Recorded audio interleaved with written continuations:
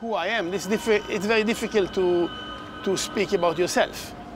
But I'm born in 1951 in Israel. My father was a refugee, 17 years old, alone, came to Palestine before the Second World War. And my mother came to Palestine as 15 years old from Poland before the war. So I was born after the establishment of the Israeli state. My parents were very left wings. They were a member of Communist Party. Yeah.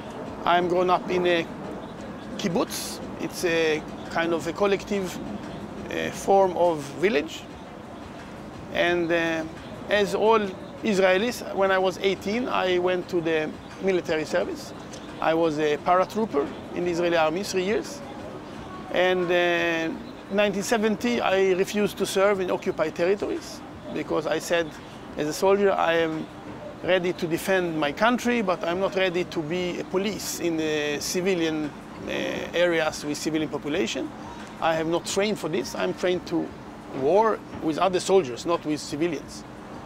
I was in prison for a while. Then I went back to the service. And when I finished my military service, I left Israel not to live forever, just to see the world. I was a while in Germany, a while in Denmark. I went to Sweden. I went back to Israel. And in 1973, in September 1973, it's exact 40 years ago, I came to Sweden. And after some years, I came into the musical academy. I studied 8 years music and composition and saxophone, and I stayed in Sweden. So now I live in Sweden 30 years as a musician and composer and artist and political activist. There is a very famous poem from an Israeli Jewish poet called Shaul Chernichovsky that says that the human being is the landscape of its childhood. So for me, I am born in Israel. I have spent my first 22 years there. I can close my eyes and imagine the smell of the air of Israel. I know the name of all the flowers and the grass, and it is part of my identity. But now I have been 40 years in Sweden, so if you ask me if I am a Swedish composer or Israeli composer, I say I'm a Swedish composer. Everyone thought I would be a mathematician or some other things with physics or with chemistry because I was good in mathematics in school. I think I always want to be a revolutionary because this was my kind of upbringing. I had ambitions to do something that will change the world. It sounds very childish, but I was a child. Many times when I compose classical modern music, when I compose for orchestras, then I use sometimes very interesting mathematical and chemical mathematical models. For example, I use the density laws of clouds, density laws of molecules to create different kind of sounds, clouds, I would say, and by mathematical formulas to make them collide with each other and what kind of a composition it will give. So I use mathematics in my composition. The composer I like very much is Yannis Xenakis. He's a Greek composer, both because of his music, I love his music, but also because his political stand. He was a partisan. During the World War II, he lost one of his eyes in the war. And he was one of my teachers, and I really like very much his music. There's another Greek composer that died already in 1970 called Yannis Christou that I also appreciate very, very much. Helmut Lachemann is a German composer that I appreciate very, very much. Yeah. I left Israel because I wanted. So I don't feel as a refugee. I went to Sweden to visit friends and then I stayed. But now I cannot go back to Israel. I'm forbidden to enter Israel. And because of this gives me a feeling I am kind of a refugee. But as a matter of fact, I don't feel. I feel like I am a Swedish living in Sweden. Real jazz musicians say that they are left, But to be left is not only to play. To be left, then you have to act on the political arena. And very few jazz musicians, unfortunately, act on the political arena too. Music, tones, rhythms, they are apolitical by themselves. But musical structures and musical connotation can be political. It depends how you put them together.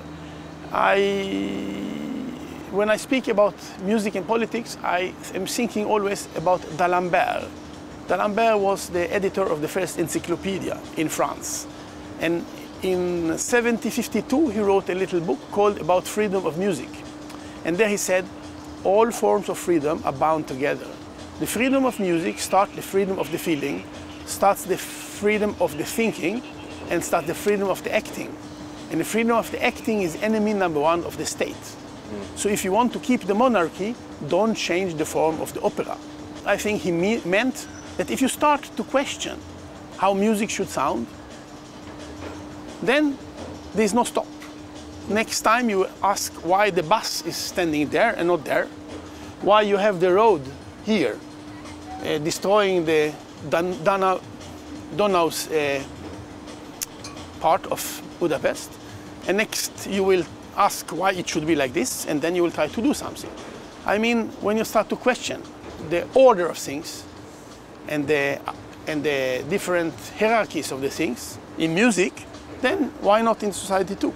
So I think this will to reach freedom in music can lead to reach freedom in real life too. I made a CD together with my group Lokomotiv Konkret called A Voice Still Heard, and I wrote melodies based on the research I make about Jewish praying tradition.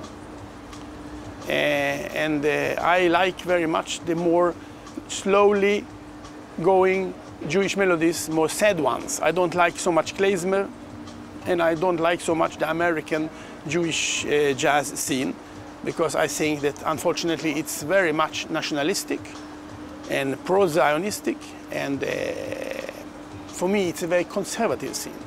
You know, to make music like in Ornette Coleman style and have some Orientalic scales or Jewish scales, it's not make it Jewish at all. If I compose for orchestras, if I compose contemporary music, then I compose with computer. When I compose for melodies or more for improvised music, I compose more by playing saxophone.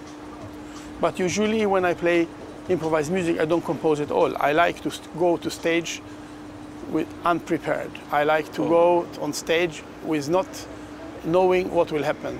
Because I believe that if you are good enough in listening, and if you are good enough in playing, then you can create a very interesting musical conversation in the same way that when we meet somebody we don't know in the streets, we can sit in a cafe and speak with this person. We don't have to have a manus, we don't have to have a score.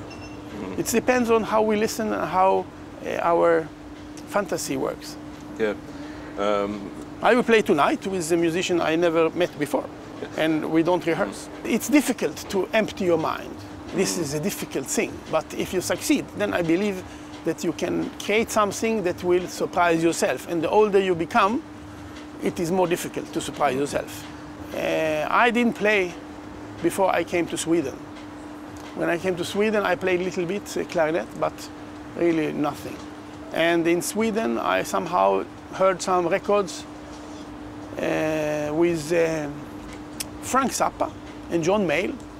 And I listened to Ian Anderson that play saxophones by Frank Zappa group, and some saxophonists by John Mayall. And I like the instrument, and I like the difficulty in blowing it, because if you don't play, it feels very difficult to do. So I decided I will buy a saxophone. So I bought a saxophone without knowing what I'm going through, what I'm going into, and I just tried to play, and I liked it. As a matter of fact, Mats Gustafsson started to play the saxophone after he heard me playing saxophone when he was 15 years old in Umeå. Before this, he played the flute. So we came with our group Lokomotiv Konkret to Umeå Jazz Festival, and there he heard us, and then he changed from flute to saxophone. Oh. And then when he moved to Stockholm, he played with our group, and I played with him. and he have written about it in different interviews in magazines. And I am very happy that it happened, because he's one of the greatest saxophones players in the improvised scene that now is active. I play all saxophone. I have from soprillo, that's even smaller than sopranino, and I have contrabass saxophone too. Here I have today with me, I have sopranino, alto, and tenor. I would say like this, I would call the composition for tonight, music is castrated noise. For me, music is organized noise. You know, noise is like a sculpture. Like you have a stone, and then you take and you put it away, what you don't want to have inside. So if you want to have a flower from the stone, you make it to flower, but it's still the stone. Yeah. If you make a portrait, it's a portrait. The same with music. I can take with noise. I can take away everything, then we have a single melody. But it is out of the noise. We take away all the slug out, and then we have the noise, the one single noise left. So tonight we will have a noisy concert. Silence nearly never exists. I made the experiment after I was in prison in Israel. I was 23 days in isolation.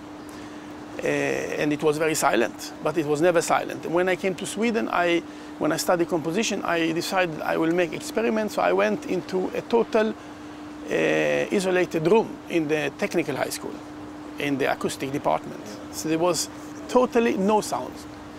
But after like 1 minute, you start to hear your stomach, you hear your heart, and I think I heard a very, very high tune that the people said it's the brain.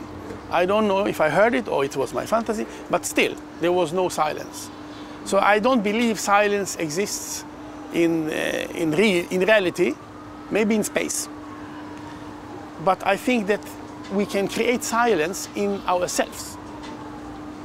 And this is the important thing. How can we create silence in ourselves? Not like kind of trying to take away all the audio impressions around us. And this, of course, as a musician, it's very nice sometimes. But sometimes I like to hear sounds. In the Passion of St. Matthew by Bach, there is one of the arias called Aus Liebe. And this aria, the tempo is given exactly like your heartbeat. This is, for me, the core of tempo in music. The aria Aus Liebe from Bach. Because I think he, in this composition that is 3 hours long, he is really working with tempo, with dynamic. For me, this is the tempo of the music. Yeah. It's the heartbeat. I made a composition once that for solo violin, there was a microphone here on the heart of the musician. It was a very difficult piece, and this was his click track. Oh. So the harder he play, the quicker his heart going, the quicker you have to play. Oh, so this is also a concept, the heartbeat, but it is different. It depends which psychological situation you are in.